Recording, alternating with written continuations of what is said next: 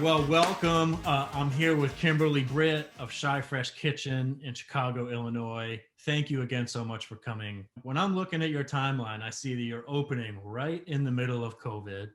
And the first thing you're doing is feeding people, I think 1,000 meals a week at that time in June, May and June, for those who are food insecure. Can you just talk about that a little bit?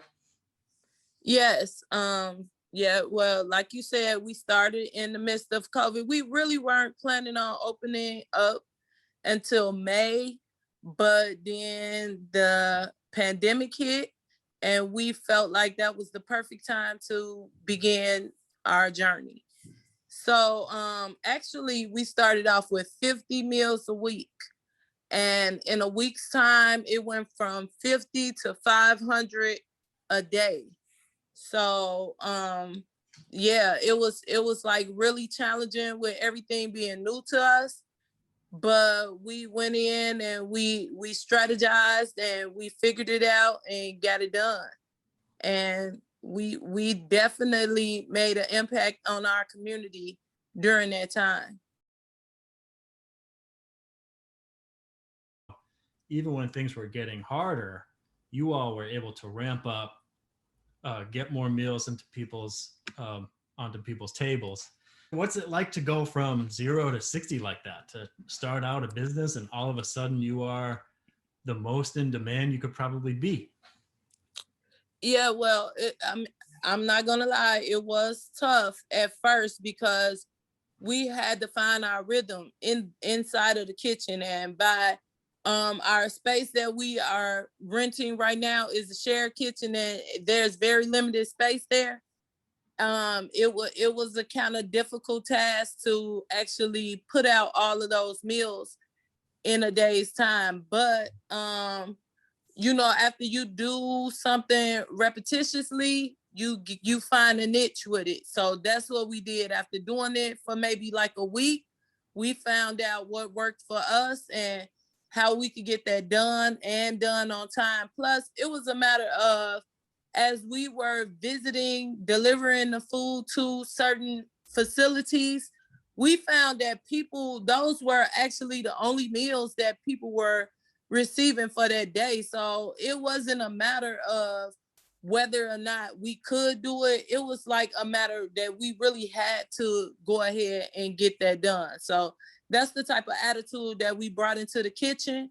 And that's what made it work. Everybody was determined. I'm a formerly incarcerated woman, and upon my release from prison, I went to this transitional home called the Grace House.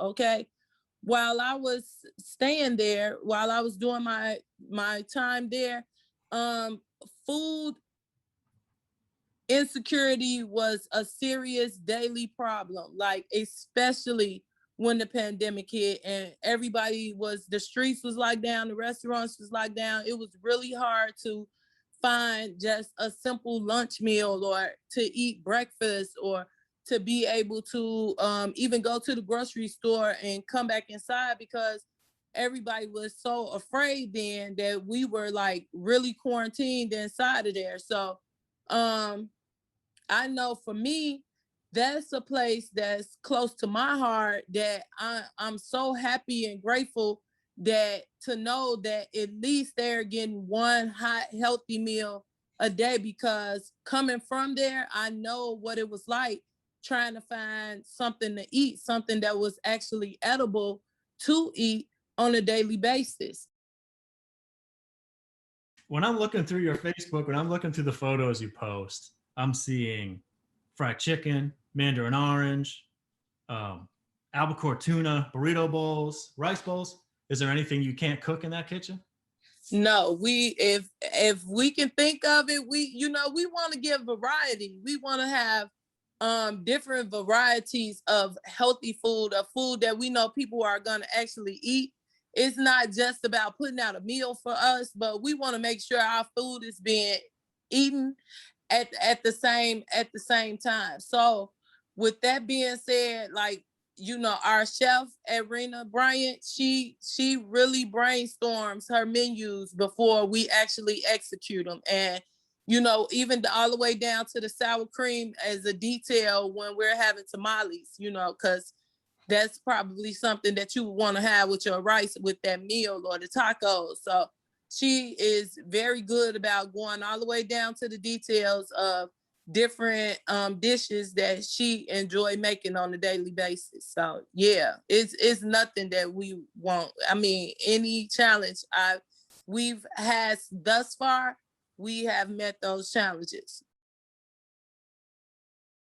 So to know that we are in our community giving back and making a difference, like that's really where ChiFresh Heart Desire is at. Like just changing the community and showing others that you can do this too. Like we will have bigger space. We have our own building now on 71st and King Drive, where we will be creating more employment opportunities for people who were formerly incarcerated, so that that blockage of having a felony background won't be in play for them. And also they have the opportunity, after working with ChiFresh for so long, to even become part of the company, have equity inside of our company. They too can be a business owner.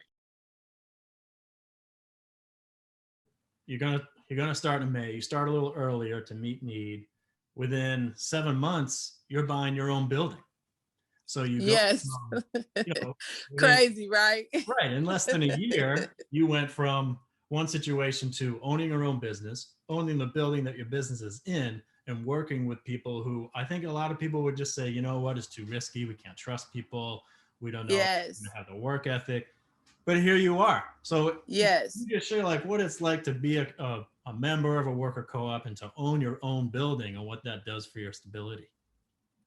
It's a good feeling to wake up every day knowing that not only do I have a job to go to, but it's my job. And we create our own atmosphere inside of ChiFresh. Like we know each other's personality. We know everybody is business minded, oriented, where they know that we got to get this done in a timely manner, and that it's important for the food to taste good and look good as well. So it's just a good atmosphere being amongst people where you don't have a boss looking over your shoulder, because we are our own bosses. You know what I'm saying? And that gives you a different level of respect within your workplace. It actually doesn't feel like work, even though you're actually working and for a cause at the same time. So that's one of the main things that I love about ChiFresh. You had said that you have this new building and you're providing more employment opportunities. Can you share a little bit about that? What's in your mind? What's motivating you?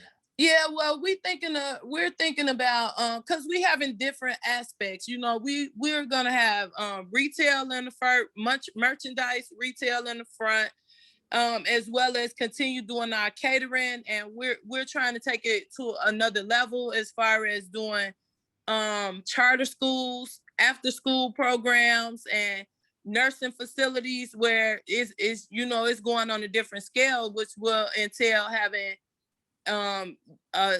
several delivery drivers as well as several prep persons in the back doing their prepping. And it's just going to take a lot more dynamics than just the five of us. A co-op is definitely something that I'm interested in now, and that I think it should really be more of, especially in small cities. I think that it would really make a difference. What you're doing in Chicago is motivating us back at Share Capital and all our members. I work harder knowing there's people like you out there hustling, making sure things work. So I just want to thank you for moving us to be better. That makes my heart so happy to hear that our message is actually getting out there and motivating people to want to do, something and like we're doing, or more than what we're doing. Like that's the whole point of us, putting our energy and hard work and our time into ChiFresh, is to pass it on and let people know that this is an opportunity for you too, and you can do it too. So that makes me feel good to know that it took on there. It's shared capital.